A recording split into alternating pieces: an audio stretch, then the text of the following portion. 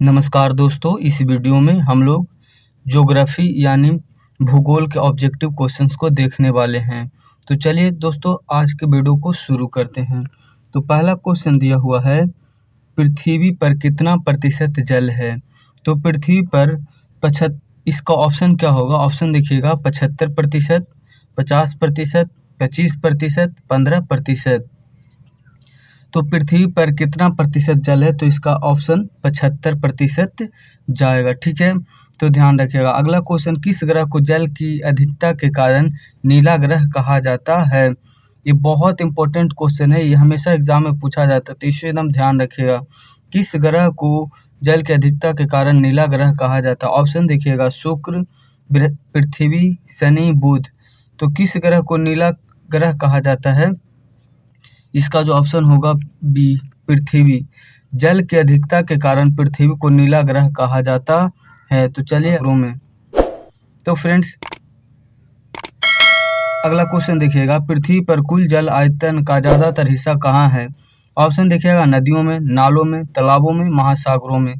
तो जो इसका ऑप्शन सही जाएगा, ऑप्शन डी एकदम सही आंसर हो जाएगा, महासागरों में। पृथ्वी पर कुल जल आयतन का ज्यादा हिस्सा महासागरों में स्थित है। अगला क्वेश्चन देखिएगा, मृदु जल का 75% भाग निम्नलिखित में से किस रूप में है? ऑप्शन देखिएगा, बर्फ के रूप में, वाष्प के रूप में, द्रव के रूप में, और इनमें से कोई नहीं। तो मृदु जल का 75% भाग किस रूप में है? तो इसका ऑप्शन ए चला जाएगा, ए एकदम सही हो जाएगा, बर्फ के रूप में। तो चलिए अब अगला क्वेश्चन, दक्षिणी गोलार्ध को निम्नलिखित में से क्या कहा जाता है? स्थलीय गोलार्ध, पर्वतीय गोलार्ध, जलीय गोलार्ध, मैदानी गोलार्ध। तो दक्षिणी गोलार्ध को मुख्य रूप से हम लोग क्या कहते हैं? तो इसका जो करेक्ट आंसर होगा जो जलीय गोलार्ध। और यही पूछ दे कि उत्तरी गोलार्ध को क्या कहा जाता है? तो इसका उत्तरी गोलार्ध को जब कहे तो स्थलीय गोलार्ध हो जाएगा। तो इसका जो होगा आंसर, दक्षिणी गोलार्ध को क्या कहा जाता है? तो जलीय गोलार्ध कहा जाता है। ऑप्शन सी एकदम सही हो जाएगा। ठीक है, अब नेक्स्ट क्वेश्चन, भारत में लंबाई की दृष्टि से गंगा नदी कौन सा स्थान है? ऑप्शन देखिएगा, दूसरा, पहला, तीसरा, चौथा। लंबाई की दृष्टि से भारत में गंगा नदी का कौन सा स्थान है? तो इसका जो करेक्ट आंसर होगा ऑप्शन बी, एक है, 1 नंबर का। तो ऑप्शन बी एकदम सही हो जाएगा। तो चलिए अगला क्वेश्चन,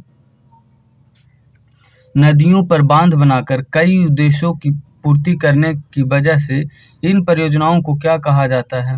एक उद्देश्य, बहुउद्देशीय, और ऑप्शन सी में दिया ए और बी दोनों, और ऑप्शन डी में इनमें से कोई नहीं। नदियों पर बांध बनाकर कई उद्देश्यों की पूर्ति करने की वजह से इन परियोजनाओं को क्या कहा जाता है? तो इसका जो करेक्ट आंसर होगा ऑप्शन बी, बहुउद्देशीय परियोजना एकदम सही हो जाएगा।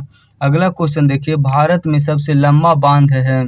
भारत में सबसे लंबा बांध है, ऑप्शन देखिए, अरिहंत, हीराकुंड बांध, भाखड़ा नांगल बांध, और ऑप्शन डी में नरौरा बांध। भारत में सबसे लंबा बांध कौन सा है? तो लंबा की बात कहा जाए ना, तो इसमें हीराकुंड बांध सबसे लंबा हो जाएगा। और पूछे भारत के सबसे ऊंचा बांध, तो भाखड़ा नांगल बांध, ध्यान रखिएगा। चलिए अगला क्वेश्चन, देश के बांधों को किसने भारत का मंदिर कहा था? ऑप्शन देखिएगा, महात्मा गांधी, स्वामी विवेकानंद, डॉक्टर राजेंद्र प्रसाद, पंडित जवाहरलाल नेहरू। तो देश के बांधों को किसने भारत का मंदिर कहा था? तो इसका correct answer option D, Pandit Jawaharlal Nehru ji ने कहे थे। तो ऑप्शन डी एकदम सही हो जाएगा। अगला क्वेश्चन देखिएगा, गोविंद सागर कृत्रिम जलाशय संबंधित है? ऑप्शन देखिए, अरिहंत बांध से, हीराकुंड बांध से, भाखड़ा नंगल बांध से, नरौरा बांध से। तो गोविंद सागर जो बांध है किससे संबंधित है? तो ऑप्शन इसका जो एकदम सही जाएगा, भाखड़ा नंगल बांध से। गोविंद सागर कृत्रिम जलाशय संबंधित है भाखड़ा नंगल बांध से। तो ऑप्शन सी एकदम सही हो जाएगा। अगला क्वेश्चन देखिएगा, जल उपयोगित जल की कमी कहलाती है? ऑप्शन ए देखिए, जल संरक्षण, जल अपर्दन, जल संकट, जल बचाव। उपयोगी जल की कमी कहलाती है। तो इसका जो करेक्ट आंसर हो जाएगा ऑप्शन सी एकदम सही हो जाएगा। जल उपयोग की जब कमी आ रही तो क्या उसको जल संकट कहेंगे। अगला क्वेश्चन देखिए, जल की अपनी गुणवत्ता में कमी आना क्या कहलाता है? ऑप्शन देखिएगा जल संकट, जल प्रदूषण, जल संरक्षण और ऑप्शन डी में इनमें से कोई नहीं। तो जल की अपनी गुणवत्ता में कमी आना जल प्रदूषण कहा जाता है। तो बी ऑप्शन इसका एकदम सही हो जाएगा। ठीक है, तो फ्रेंड्स चलिए अब नेक्स्ट क्वेश्चन। नेक्स्ट है, जल संकट निवारण हेतु सरकार द्वारा जल नीति लागू कब किया गया? ऑप्शन देखिएगा सितंबर 1985, सितंबर 1986, सितंबर 1987 और सितंबर 1988। जल संकट निवारण हेतु सरकार द्वारा राष्ट्रीय जल नीति कब लागू किया गया? तो इसका करेक्ट आंसर एकदम सी हो जाएगा सही। सितंबर 1987 में राष्ट्रीय जल नीति लागू हुआ। अगला देखिए, बिहार में अति जल दोहन से किस तत्व का संकेंद्रण बढ़ा? ऑप्शन देखिएगा फ्लोराइड, क्लोराइड, आर्सेनिक, लौह। तो फ्रेंड्स बिहार में अति जल दोहन से किस तत्व का संकेंद्रण बढ़ा? तो इसका जो करेक्ट आंसर हो जाएगा ऑप्शन सी एकदम सही हो जाएगा, आर्सेनिक। चलिए तो नेक्स्ट क्वेश्चन, जल संरक्षण क्या है? जल को बचाना, जल को बर्बादी करना, जल का अत्यधिक उपयोग करना, जल का दोहन करना। जल का संरक्षण क्या है? तो जल का संरक्षण, जल का बचाना, ए ऑप्शन एकदम सही हो जाएगा। अगला क्वेश्चन देखिए, विश्व में सर्वाधिक वर्षा कहाँ होती है? ऑप्शन देखिए मासिनराम, जैसलमेर, अहमदाबाद, लद्दाख। तो विश्व में सर्वाधिक वर्षा कहाँ होती है? तो इसका जो करेक्ट आंसर ए हो जाएगा ऑप्शन मासिनराम, मेघालय।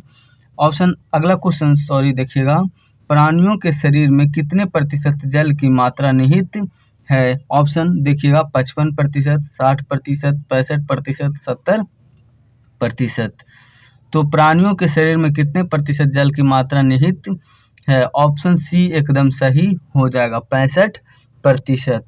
अगला क्वेश्चन देखिएगा, विश्व के कितने प्रतिशत जनसंख्या भारत में निवास करती है? ऑप्शन देखिएगा 16%, 18%, 20%, 22%। विश्व के कितने प्रतिशत जनसंख्या भारत में निवास करती है? तो इसका ऑप्शन ए एकदम सही हो जाएगा, 16% जनसंख्या पूरे विश्व का भारत में निवास करता है।